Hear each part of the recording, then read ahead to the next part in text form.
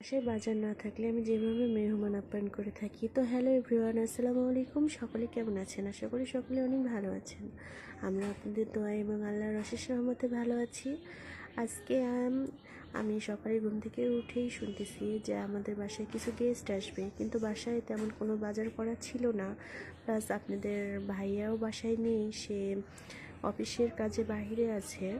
তো কীভাবে মেহমান আপ্যায়ন করব সেটা ভেবে পাচ্ছিলাম না। তো ফ্রিজে দেখলাম যে অল্প কিছু মাছ মাংস আছে, তো ভাবলাম এগুলোর মধ্যে সুন্দরভাবে আমি মেহমান আপ্যায়ন করতে পারবো ইনশাল্লাহ। তো যে ভাবা সেই কাজ, আমি তাড়াতাড়ি করে রান্না বসে দিয়েছি। তো আলহামদুলিল্লাহ আমার রান্নাটাও শেষ হয়ে গেছে। তো মেহমান চলে আসছে, তাদেরকে আমি নাস্তার আইটেমে রসমালাই ও চাউমিন আর ফল কেটে দিয়েছিলাম। তারা সুন্দরভাবে নাস্তা শেষ করলো এবং দুপুরের খাবারটাও খেয়েছে আলহামদুলিল্লাহ। তো আমার রান্না আজকে কেমন হয়েছে অবশ্যই সকলে কমেন্টে জানাবেন। তো সকলে ভালো থাকবেন, সুস্থ থাকবেন। আল্লাহ হাফেজ।